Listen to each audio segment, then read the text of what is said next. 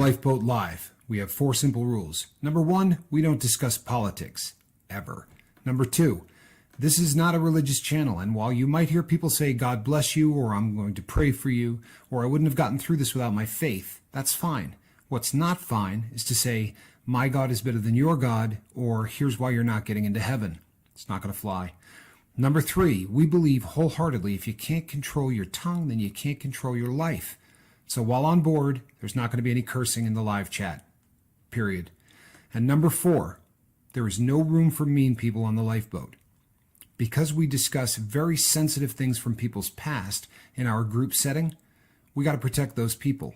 The only way they feel confident and comfortable discussing those things is in an environment that is free of trolls and mean people. So if you're a mean person or you're a troll, we're going to block you for life. And if your account happens to be less than 24 hours old, we're probably a little suspicious right from the word go. Why? Well, because there are people in this world who enjoy being cruel solely for the sake of being cruel. It's not going to fly here. But if you're here because you're trying to get sober and live your best life, then you might find that the lifeboat is just that, a lifeboat. I'm Captain Tommy Scoville, and we will see you on deck.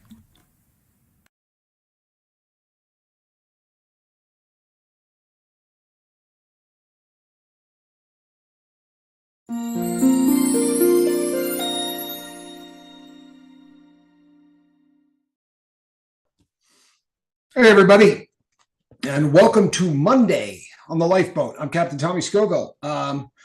Before we get too far into today's fun and merriment, I want to do a couple of thank yous that I think are probably really deserved and very much overdue, because we don't do this a lot on the channel, but there are some thank yous that absolutely have to happen. Number 1, we are over 2,500 crew members here on the lifeboat, which is, oh man, it's just such an awesome feeling. You know what I mean? It really is. It's that's 2,500 people that want to change their lives, and that's or at least support people who are trying to change their lives, or whatever the case may be. But it's exciting stuff for us. In fact, I think we're at 2,510 or something, and we most assuredly would not be here with 2,500 cats if it were not for a certain group of people. And I would like to thank them, give them shout outs. If you've been on the boat for any length of time, you know that in the very beginning, the first really big, serious shot that we got here on the lifeboat came from Wages World and from Chase the Heat. That was sort of the original launch. I did what anyone would do and rode his brother's coattails as far as humanly possible. And then as the channel kind of, matured and grew, a lot of other people stepped up to the plate and really started helping. The Wages family never faltered. We get so many of you have come from Wages World, and Mark is Mark's a partner here, so sometimes it probably doesn't get said often enough, because it's one of those things that you can sort of take for granted when you work with somebody every day. But the crew at Wages World and Mark, telling people about what we're doing has really helped to take this thing to a whole new level. And 2,500 people is a big deal. That is where one of the first thresholds where you start getting a completely different treatment from the algorithm. And as crazy as it sounds, you could have 2,497 for 2 years, and it's just not going to do the same thing as it's going to do when you get that other 3 or 4 people. So this is a big deal, and we're pretty excited about it. I also would like to shout out some other people that really, really helped. If you've been around long enough, there was a time where the Marf family, people over at Marfugal, gave a shout out to the lifeboat, to what we're doing, and hundreds of people came on board in about 4.5 hours. They're just a powerhouse, and they're a powerhouse for a damn good reason. Marth and the crew over there are just absolutely amazing. They really are. And I'm not saying that because they've been good to us, although I do love that. Hold on, I have to squirrel. M. Hunt, still sober from alcohol, day 23. God bless you, brother. 3 weeks and change, man. Into the 4th week. That is awesome. It really is. 90 days today, says AGOT's Corner. AJOT's Corner. I'm absolutely butchering that, but we're proud of you. 90 days is huge, man. That is a milestone. I'm proud of everybody in their sobriety. And I also want to do a big shout out to someone that is a member of our family. Definitely has his own channel that is amazing and is very successful in his own right, but has bent over backwards in so many ways. And I saved him for last because Rip didn't just go out of his way to help us get to 2,500 people. Rip has come here and told his story, and he's done it in, is it 3, Mark, or 4 segments? Yeah, so 3 segments. Really opened up and told us about some really difficult and tough stuff to talk about, and it was nothing shy of amazing. If you've never seen those interviews, do it today. Seriously, when we're done, go take a look at the stuff we did with Rip, because Rip is just one of those people that comes on the show and bleeds for everybody. You know what I mean? That everything comes out, and it's if you've ever interviewed somebody, it's one of those things that you either work really hard during an interview or you don't. And when you don't, the interviews are awesome, right? When you work really hard, they tend to not be as good. If every 15 or 20 minutes, hold on one second. American Justice of Texas. I'm an idiot. Didn't realize the new name. Congratulations, Texas. Well played, and proud of you at 90 days. But the interviews that we did with Rip, you about every 15 to 20 minutes, I would go, boy, that's amazing. Honestly, that was like the whole interview, because Rip he's an amazing storyteller, and very, very concise, and just really gets his point across, which is not as easy as you would think it is. Yeah, right? very articulate, right? He's an articulate cat, and he's focused. It's a difficult thing to not squirrel off in 100 directions, especially when you're talking about the kind of stuff that we're talking about. So big shout out to Rip Curl Readiness, and thank you for all you've done for us here on the Lifeboat, Rip. You're a gentleman and a scholar, and you know what? And just one of those people that proves sobriety doesn't have to be depressing. You know what I mean? You can live the rest of your life and have more fun than you ever had. Rip lives a life that he's having a good time. If you doubt me, go over and check out his stuff, especially when he's on the range. But yeah, he's loving life, and it's a beautiful thing. So that is a chance to say thank you to the parties that be. So last night, I had a lot of fun on last night's show. Unapologetically, I had a lot of fun on last night's show, and Mark and I talked about it before the show. We talked about it after the show. We said, how many people do you think are going to get their feathers ruffled, in spite of the fact, and I joked about it during the show, right? I said, you guys, I'm going to get things that call me a right-wing wacko, and I'm going to get people that call me a left-wing. The good news is this, and this is the absolute truth. The number of people who said that show was great outweighed the people that were unhappy, probably 20-1. So, which is really cool. Because we weren't trying to make a political point. I assure you we weren't. Now, to the handful of you who did not see it that way, you know what? We'll just have to agree to disagree. I assure you that was not a political rant. You want to hear a political rant, or reach out to me. Right? I'll do it off the air. In fact, I did it for one of them today. I'm sure that they'll take a vacation because I went on a good old political rant. But truth be told, it dovetails nicely into tonight's subject matter. And this didn't work out this way. Honestly, I was planning this topic before I got the response from all of the people that I did. But one of the things, people, that I think is, if you spend a long time addicted to drugs or alcohol, there is a disease that comes along with that, right? I want it all, and I want it now, right? It's one of the defining characteristics of addicts. We don't like waiting on anything. And that becomes something in and of itself. You learn to be a very, very impatient person. And sometimes they're called rageaholics. Sometimes they're called people with short fuses, or someone who isn't particularly patient. Pick your favorite euphemism. But what it really boils down to is that over long periods of time, thank you, my brother. He says that was an awesome stream. I enjoyed that stream, and I know a lot of you did, because you reached out and told us that. But if you spend a long time addicted to drugs or alcohol, one of the things you lose is patience. Plain and simple. It's just a fact. you lose the ability to react to things calmly. So, a flat tire, pulling up at a light that's red, any of these things can set a person off. And you see these people that are always, I got a friend in particular who uses the term F my life. And he probably says it 10 times a day. We've done shows on putting things out into the universe, right?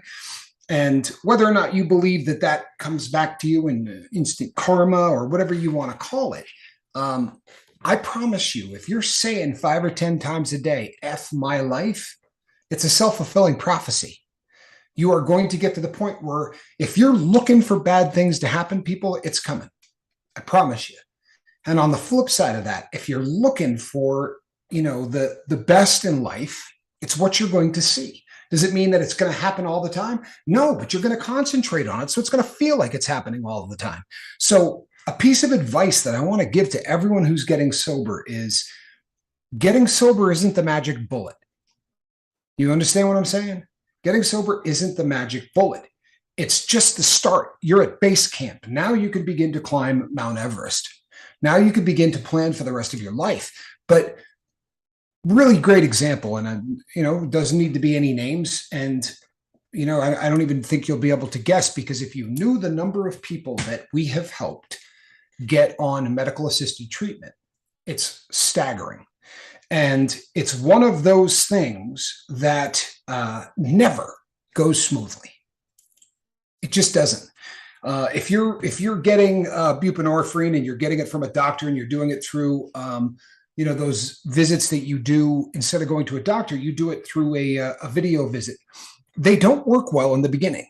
And I think it's designed this way to kind of weed people out, because once you're a client, I can get an appointment in 6 minutes notice. I could see a doctor.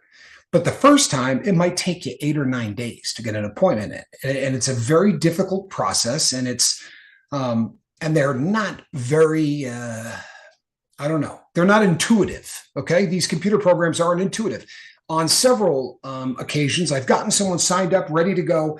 They paid, they booked the doctor's appointment only for them to say, the state you live in is not allowed to, to do this. Well, then why the hell did you take the money?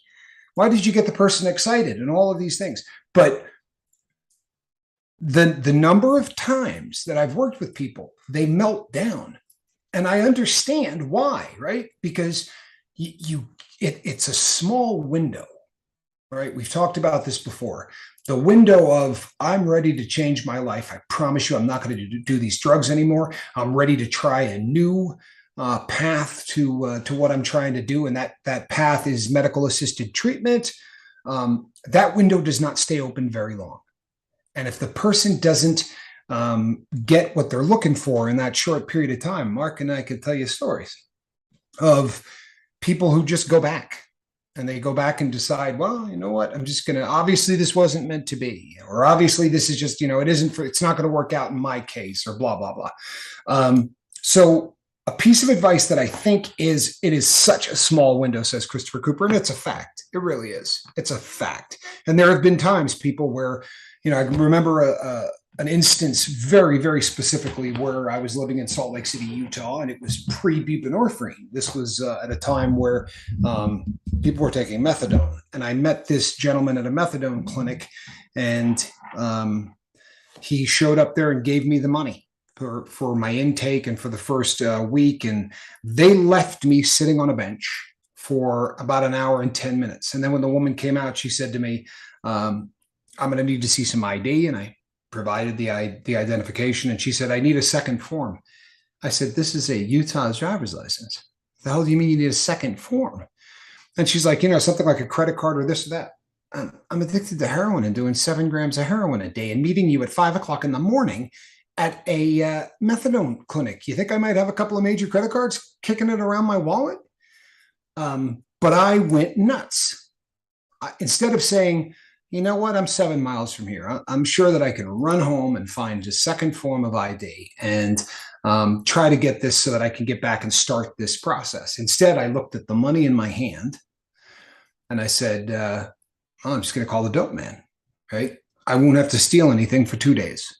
And the sad thing is that that was probably 9 years before I got sober. If I don't know that it would have worked, but the sad thing is I'll never know if it would have worked. And this translated into everything. People, when I started trying to work on watches, do you know how many of them I threw? I'm not being funny, like threw. Went outside and whipped a $1,200 watch as far as I could throw it. And this was a disease that had nothing to do with my addiction. It stemmed from it. But here I was clean 5 or 6 years. Calm the hell down, right? Calm down. This is something that is a choice. It truthfully is. You do not need to be a rageaholic. You don't need to be a person that says, F my life every single time something bad happens. It is a choice. And if it sounds, trite or, well, it's easier said than done. No, it's not. My brother Mark could tell you the difference between season 1 and season 2, right? The other night, the internet was down.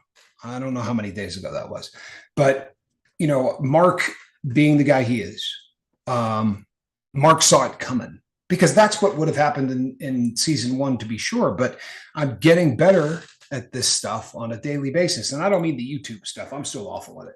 But what I'm referring to is the just not flying off of the handle anymore. And I've gotten a lot of comments from people that said, there's a different atmosphere in season 2. Taking the time off that I did and that Mark did, I think it refocused us. We realized just how much we need this in our life. We realized just how much we missed everybody when we weren't doing this. But it gave me an opportunity to calm down, to really, sort of view things. So I said to Mark the other day, I was like, well, looks like we're going to have to do this on a phone. And I'm sure that Mark was probably like, holy hell, what happened to Tommy, right? Throw something, curse, because that's kind of, really one of the things that drove me the most insane is anything technology driven, because it makes me feel stupid. It's not something that I was ever very good at, but then I was forced to take 8 years off. And during that 8 years, the jump in technology, people, I don't know if you can imagine going like this, taking your iPhone 4 and turning it off, right? And 8 years later, having someone hand it back to you, right?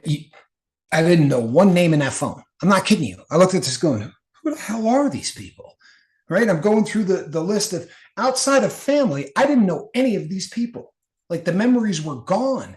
And the technology and all of that, the jump from an iPhone 4 to an S22 Ultra is staggering. And I had to relearn all of this stuff. And it wasn't just talking on a telephone, which I promise you was difficult enough for me. At that time, I decided that we were going to try to do this lifeboat thing.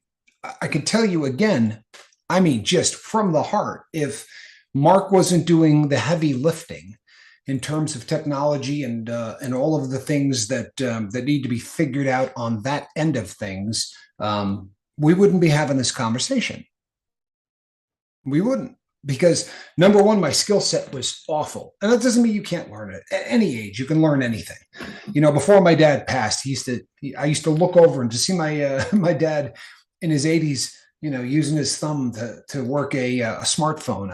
I was always blown away, but if you can keep yourself calm, then there's nothing that can't be overcome. Christopher Cooper says, my grandmother still uses a telephone from the 70s. God bless her. I get it. I really do. We're usually not big fans of change, especially when it's difficult, and especially if it makes you feel stupid.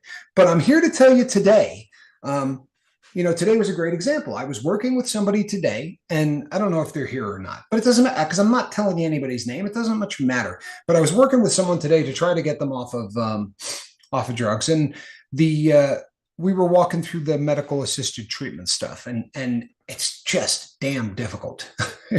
It really is. It never goes smooth. I think I've had one person from Texas in season 1 where it was just like boom, bang, boom. Everything worked perfectly. In a couple of days, There was the script and it worked out and it was just beautiful and it really changed a person's life and I love it.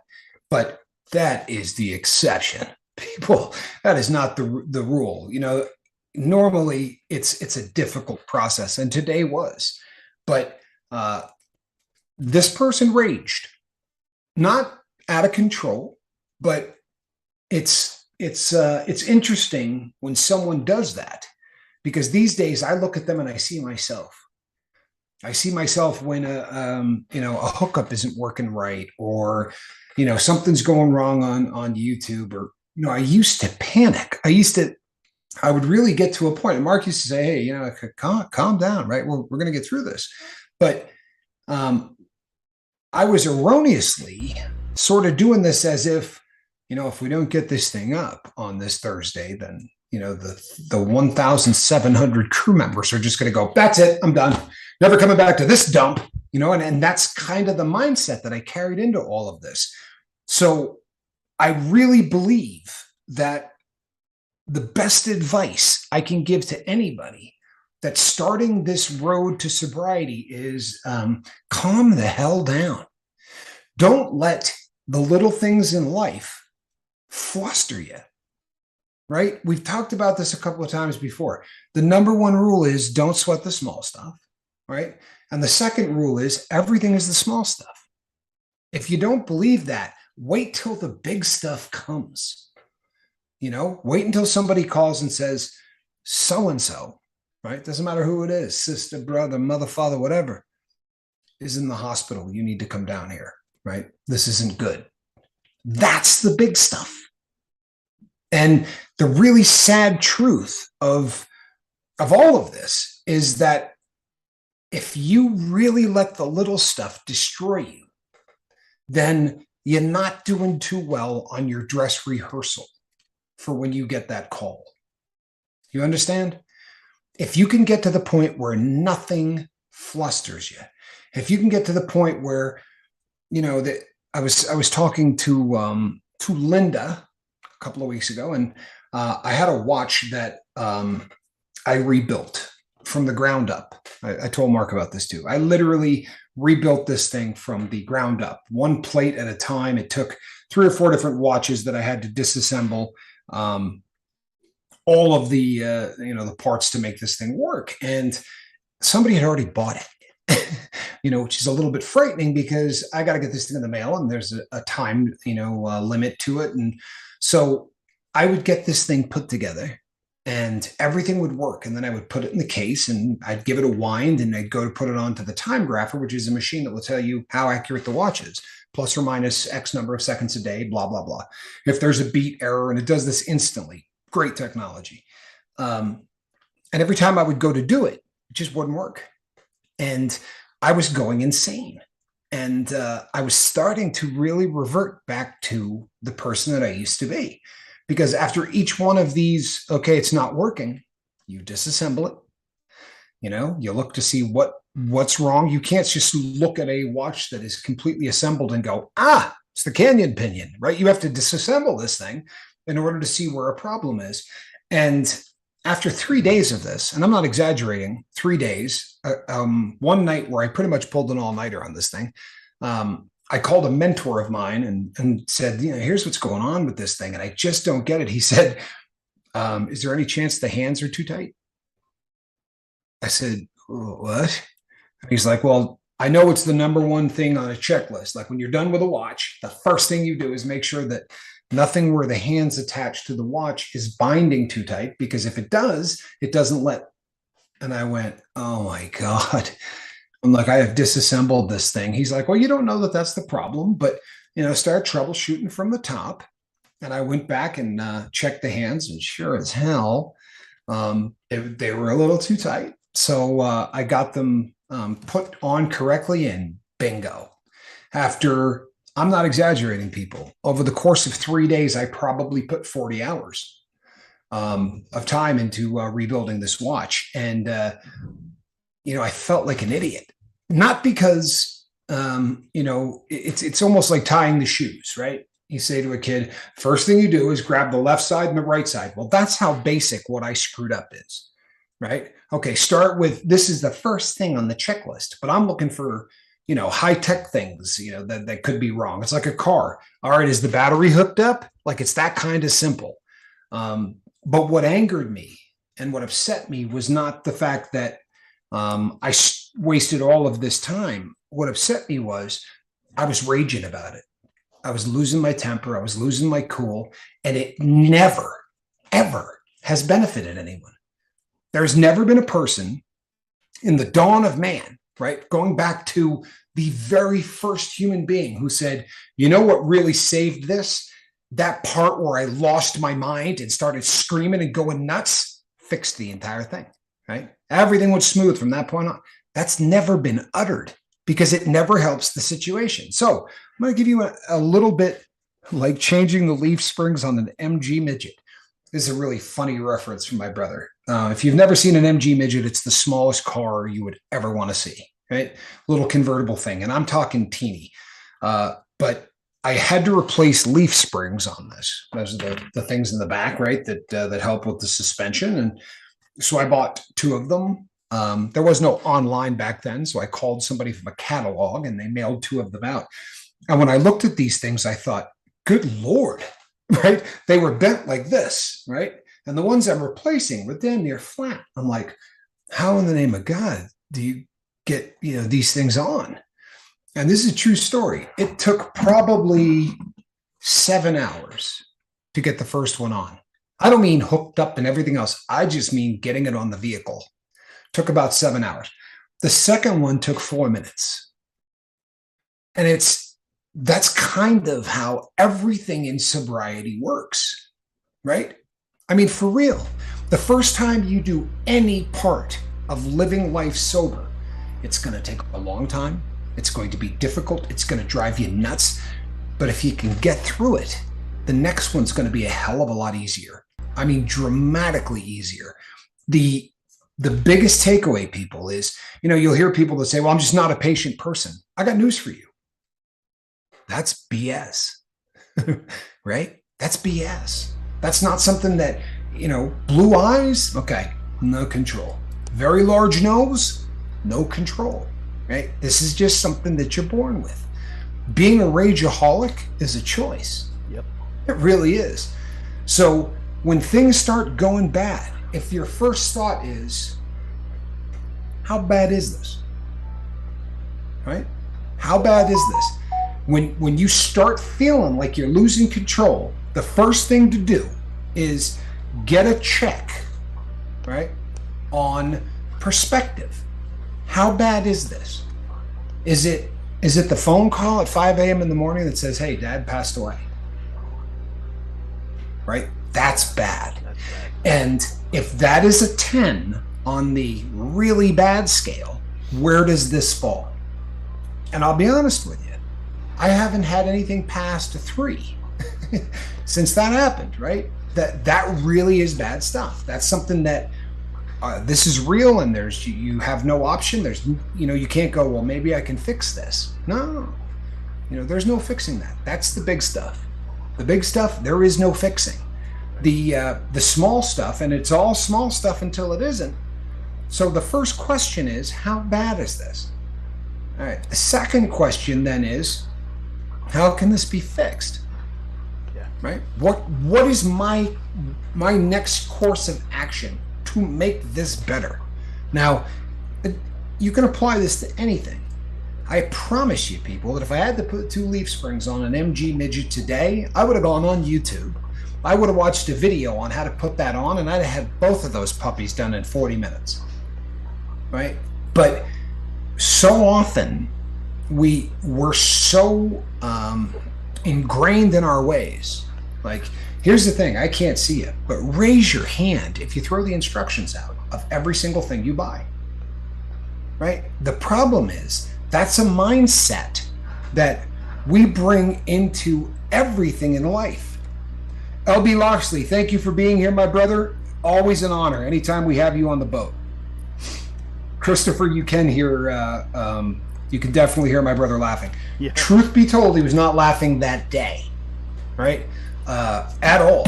And I can tell you other stories because, truthfully, of the two of us, and I'm just being straight, um, I'm the calmer of the brothers.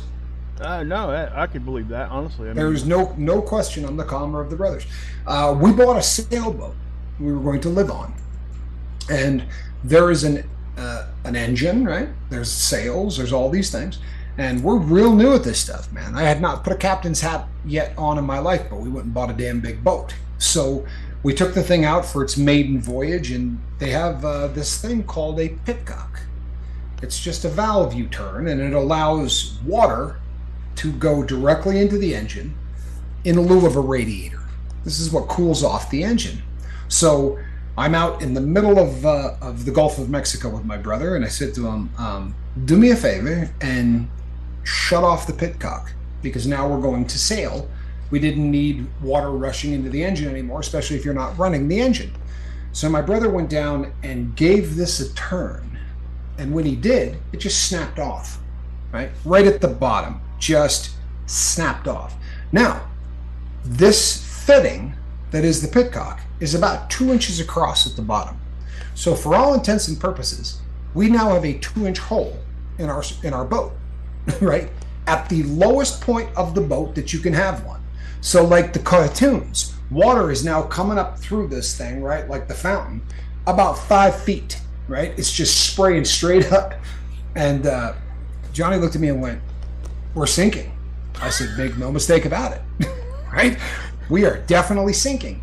And now you start going through this checklist, right? Like, how bad is this? This is really bad. Like on a scale from 1 to 10, this is probably a 7, right? We just paid a whole hell of a lot of money for this, and it's going to be on the bottom of the Gulf of Mexico in about 15 minutes. So I said, put your hand on it. Just jam your hand there. And he's like, well, how are we going to get back, right? You're not going to be able to sail this thing. I said, we're just going to fire up the engine. He's like, the engine is going to overheat if there's no water going into it. Make no mistake, it will. The other option is the boat is on the bottom of the Gulf of Mexico. So we're just going to let this puppy overheat.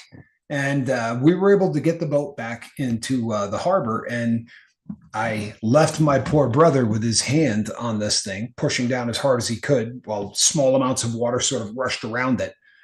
And I went and bought something that was not made for this, because when I went to a place to actually buy the part, it was really expensive. And I looked at it and thought, this is just a plumbing valve. So I went to Home Depot and bought one for about $4. And I came back and was able to put the thing in there. And, by that point, we probably had 1.5 feet of water in a very expensive boat. But the point is, if you lose your cool, the boat's on the bottom of the Gulf. That's sobriety, people. You understand?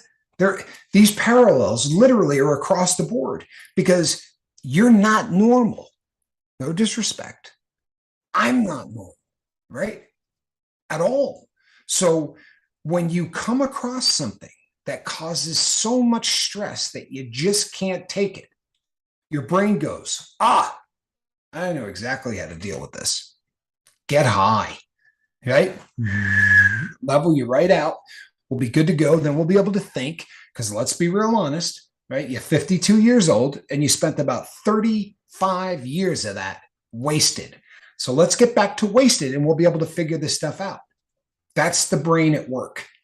So if you don't want to get, they wanted to dry haul it to fix it. It's true. The part cost less than $2. They wanted to pull the thing out of the water. It was going to be about a $6,000 repair. But once again, if you go into panic mode, you go, great, get it out of the water, fix it, right? You got to do something. But that's sobriety. Yesterday I came on here, had a discussion about just treating everybody here the same, right? Not letting words get in the way of you. I had one crew member who's been a crew member a really long time, who called me names for what I did yesterday. True story. And I'd be lying to you if I didn't tell you that I read that email and thought, well, you dirty. But it doesn't do any good. Like, I can get angry, but it literally goes against everything I just said yesterday. Like, I don't care what your political views are. Why are you yelling at me? That wasn't a political message yesterday. Maybe you weren't listening. And by the way, listen really carefully, people. If yesterday was a political message and you think that political message was busting on your party, well, then your party's rotten. You hear me? Because the message yesterday was simply this: nobody has a right to tell you what you can say, even if it's offensive. You got a right. No, you got a right to say whatever you want. That's free speech. Sorry, my partner got a hug. You can't see him. I can. That was yesterday's message. Nothing infringes on free speech. So if you found that offensive, or you thought I was beating on your party, then your party might be against free speech, and shame on you for backing anybody that's against free speech. I don't care which side of the aisle that is. Shame on you.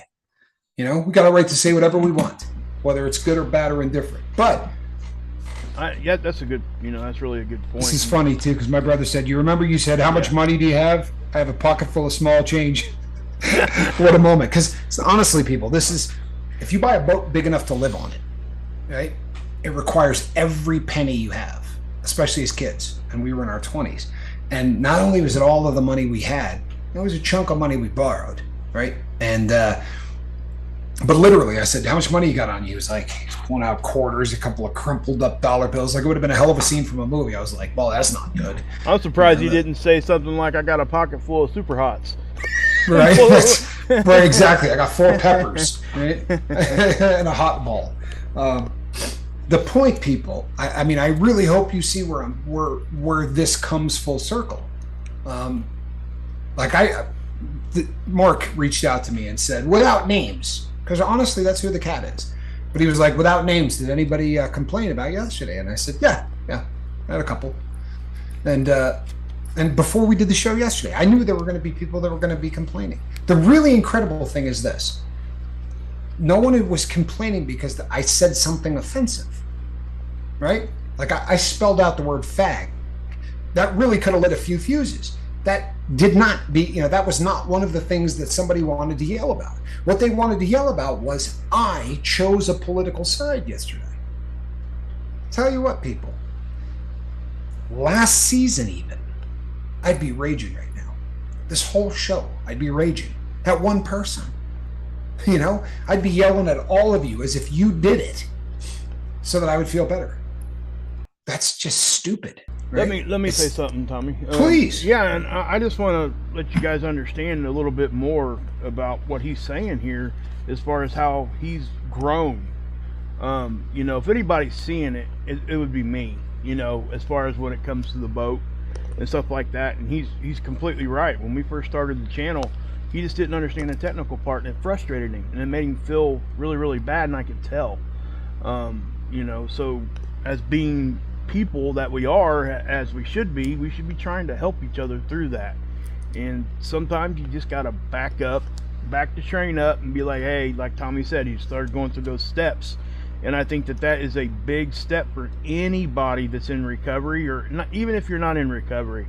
I mean, that's just something that people need to do more of.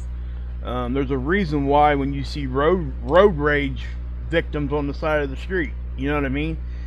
Somebody might have not used the turn signal, and the next thing you know, they got a bullet in their chest. It's like, what's going on here? And it's not that extreme with Tommy. That's not what I'm saying. But I want you guys to understand. No, but I raged. Absolutely, I did. Just a quick one, Mark, because I want you to continue. Okay, go ahead. But Jason Moots just said that the ambulance is picking up his dad right now. If you pray, start praying. Yep. For Jason's dad. In the scheme of things, this is a big one. Jason, thoughts and prayers, and be there for your family, because that's the only thing you can do, right? Just like we were just talking about, is how big a deal is this? Well, it's a damn big one. There's no question. This is a big deal. What can you do about it? Truth of the matter is, the only thing you can do is be a rock for your family.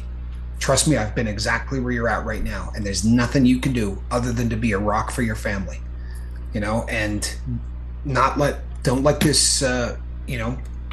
this it cause you to explode, because I assure you it's not going to help the situation any. Just remain calm and be there for your family, brother. And people, I'm asking all of you, right? Yep. And if you're offended by this, big red button us. Yep. But prayers right now for Jason and his dad, please. Yep. All right. Exactly. That's important stuff. Yeah, I back that up 100%. That's something that Now finish what you were saying. I'm really sorry. Mark, no. Yeah. That's stuff that when I jump in, that's why we do it, because stuff. Right. Yeah, that's no. You never. I'm just gonna have a little bit of rage at you here in a second. No, I'm just kidding. But cutting me off, man. No. Right. But listen, guys. I've said on my channel before, and even here, I think that when we were talking about the subject of fear, it's very similar to the anger thing, because if you remember in your life, if you think back to the most scared you ever were, was probably during something like what I call a shock scare, which, like, you don't expect somebody to be behind the wall and they jump out and scare you, right? Yeah. You like scream because you don't know what's happening. Well, it's kind of what we're talking about here, in a way that we can't control the initial emotion that we have. Only thing we can do is control how we react. And it takes a while to be able to gain those tools to be able to react the correct way, especially if you've been doing it wrong for so long. Amen. And all of us are probably like that. We've been doing things wrong for a very long time. Those of us that are in addiction, those of us that, recovering alcoholics, or just simple, you had a rage problem since you were 2. I mean, honestly, that's, and the other thing I would say is that, you don't fix it until it's fixed. It's one of those things we were talking about that little small, oh my gosh, that small window thing. What's up? You know what? That isn't Jason talking. That's his son talking. He's on here. Oh, it's Jason they picked up. It is Jason they picked up. He drank too much. So prayers with Jason. Thank you, seventh son, for pointing that out. You know what? I don't, people, it's difficult because it's, Wow. if I read this thing the way I would like to, this is what you're going to see of my face the entire show. Right. And, I may not be good at a lot of things. I'm good at public speaking. And if you do not make eye contact with your crew will stop listening to you. So I wish that I had caught that. But thank you. Thank you, seventh.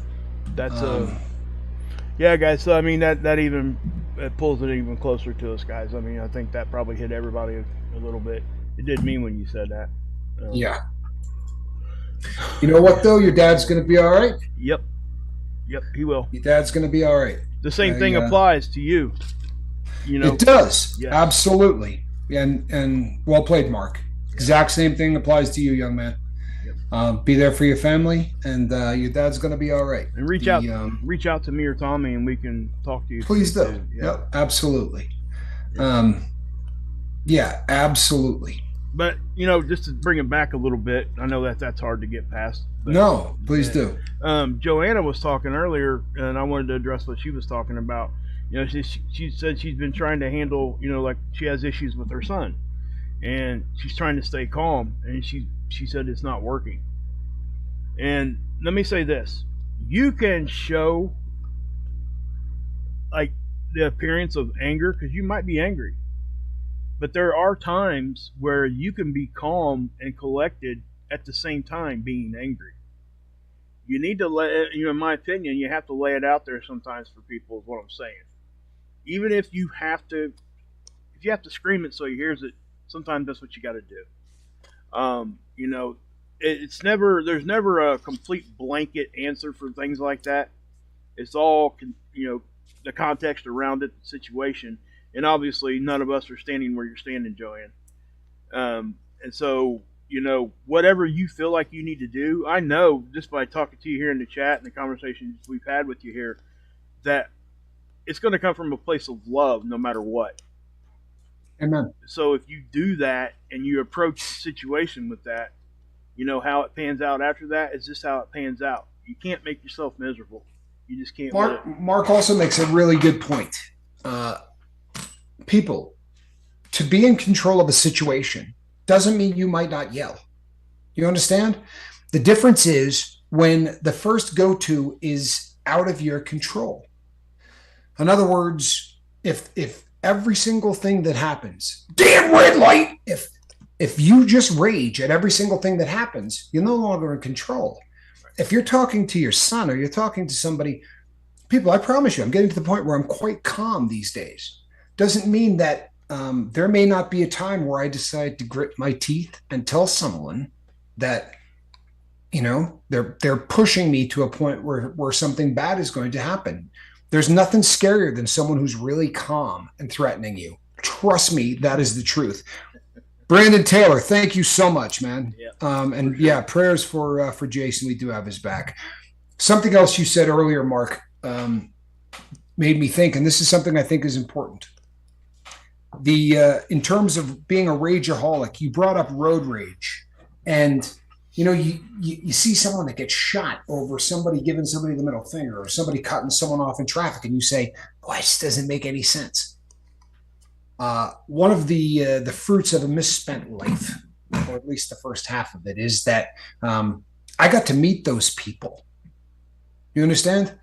The people that shot the guy, right? Those people end up in prison, right? True story. That's where these people end up. And I remember having a conversation with someone and saying, "You killed the guy because he gave you the finger, right?" And another was over $40 in a foot race. Guy had a foot race with somebody, and the bet was $40. The guy didn't pay him. He shot the guy in the head over $40. But you have an opportunity to say to someone, "So was that worth it?" Right? Honestly, was that worth it? Being disrespected or whatever the case may be, you gave up the rest of your life over $40, right? Can you imagine how bad you got to feel every minute of every day? Good Lord, this was $40. $40, right? Or if someone says it's not the money, it's the principle. You know what, man? I don't have that principle. Like, there's nothing in my life that, I'm going to lose it that hard. Right. And I used to be that guy. I'm telling you the truth. Mark saw it. My poor brother saw it a lot. A lot of people in my family have seen it. And the funny thing is, like, I literally had a family member ask me yesterday if sort of the new me thing, is that a Suboxone thing?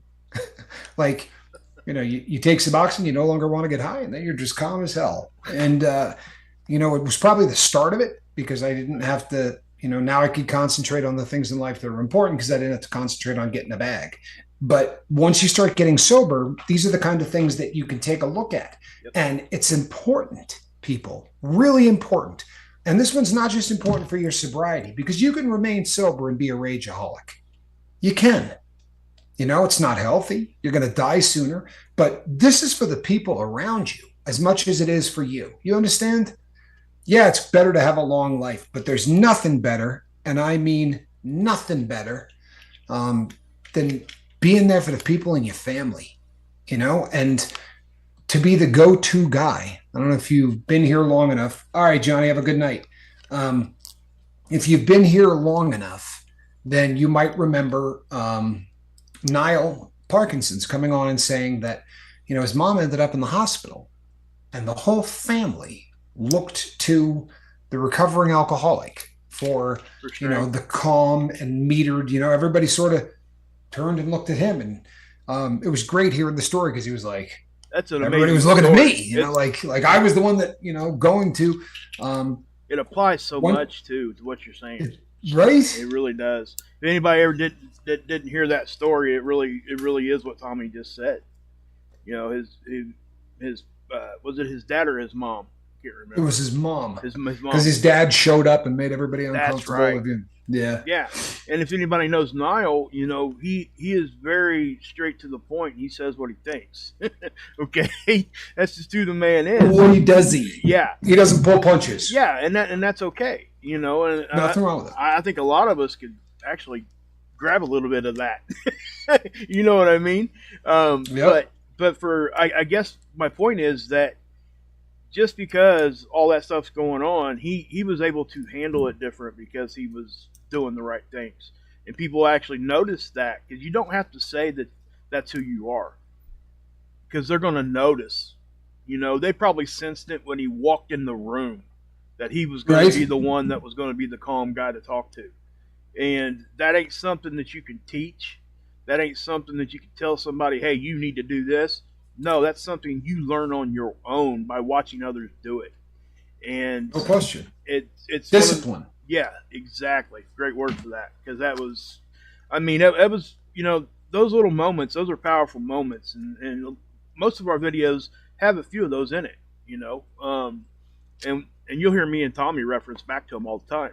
But those are the kinds Yeah. of things that make what we're talking about here really, really important for us.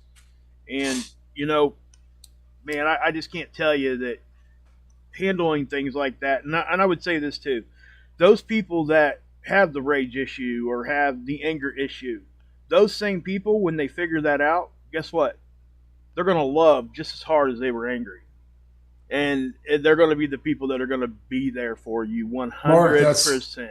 such a great, So, honestly, such a great point, and such a. I think this is something that a lot of people probably don't get.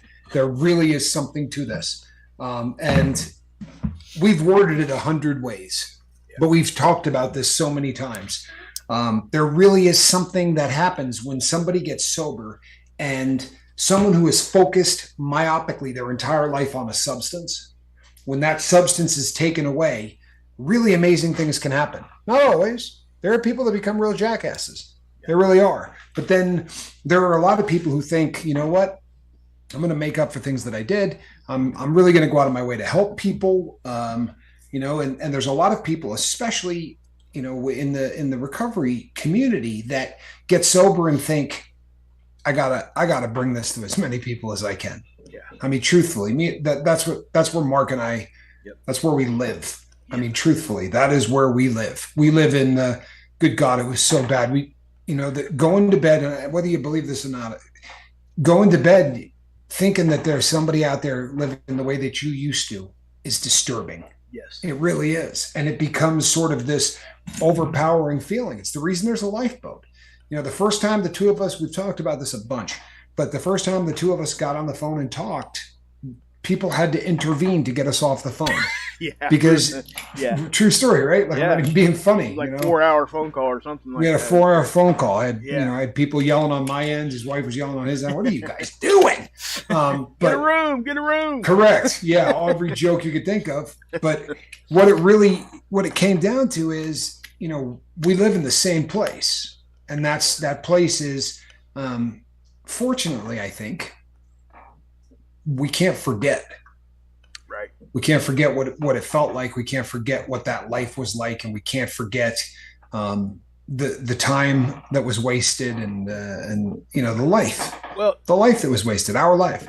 A big chunk of it. It makes me remember number 5, and anybody that doesn't know who number 5 is, please go back and look. It'd take too long to explain the whole story. But, Tommy took a lot of crap for giving her some money. But you know why he did?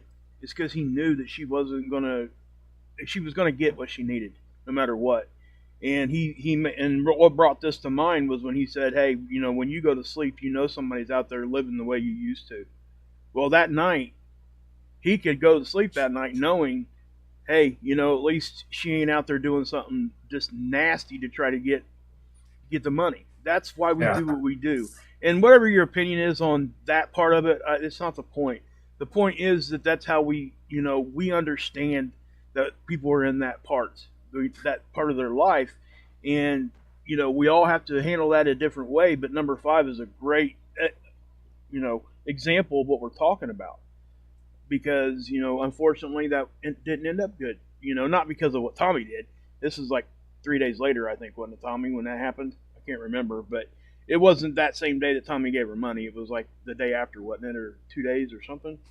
Yeah, she made it. She made it 2 more days, and then the following day they found her. So whatever your view is on that, we're all looking for a moment of clarity, and sometimes and we can't, like me and Tommy doing the channel here, and you guys too as crew.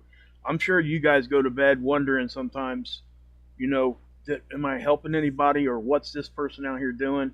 I find myself thinking about the crew, like when they're struggling. And I'm like, because we really care. This isn't something that we do and not when we say we care, we care. There ain't no other way to say it. So we think about you guys a lot. I know I do, and I know Tommy does, and I know we say that a lot. But I want to emphasize that because it really does help put it in perspective what we need to be doing, and how we handle situations. And it goes back to the whole calm yourself down because you're not going to think clear until you do. Absolutely, and it's the same techniques, right? Whether or not you're thinking about getting high, or whether you're just starting to rage. What do? You get up, you get the hell out of the room you're in, get the hell out of the house you're in, do whatever, start slowing down your breathing, because believe it or not, all of that stuff, there's a physiological element to all of that. So just keep falling back on taking some deep breaths, counting to 10. Remember when you were a kid and someone would say, if you're really angry, what you need to do is count to 10 before you do anything? And I would go, what a stupid thing. Like at the end of 10 seconds, I'm not still going to be angry. Yeah. I guess it took a long time for it to kind of sink in that had nothing to do with that. Right. Go ahead and be angry. But at the end of that 10 seconds of taking deep breaths and counting to 10, your brain no longer thinks that it's a fight or flight situation. And then at least you decide to continue to be angry, fine. Right. But make that decision. Don't let your brain take over and make decisions for you. And if that sounds funny to you, then you missed a lot of the lifeboat sessions, because you are not your brain, people. Make no mistake. You are not your brain. Exactly. And I've been talking to Tommy a little bit about what my own mind's been doing lately. And about 6 months ago, and I'm not going to make this big because we're at the top of the hour, but I found myself waking up in that feeling that we were just talking about. Like, it wasn't necessarily like an anxious feeling, but my mind went straight to bad stuff when I woke up. And I was like, man, how do I handle this? And Tommy gave me some advice, which is great. He said, sit down and do what we tell the crew to do. And guys, we need to hear that sometimes. And we tell that to each other quite often, actually. No question. But sometimes I need to hear that, and I think sometimes Tommy does too. And so I did that, and it's helped. I'm still waking up with those thoughts, right? But again, it's how you react and how you try to overcome that. I don't stay in that mind frame very long at all now. I find, and the scale that Tommy talked about, 1 to 10, that is so important to understand. It really is. Because I was finding myself just stressing over the most menial things. And, I don't know. I'm not going to go into what was going on in my own head right now, but just know that those techniques do work. And sometimes when somebody like Tommy or myself or just your friends, your family says, hey, calm down, go do your thing or whatever, listen to them. Yeah. Try it. Just try it. There really is something to that. And so we're getting right to the top of the hour, people. And listen to this. Tell me this isn't the, do me a favor, hit that like button. Yes. Hit that thumbs up thing. And if you've never hit the subscribe button, which, by the way, about 20% of you haven't.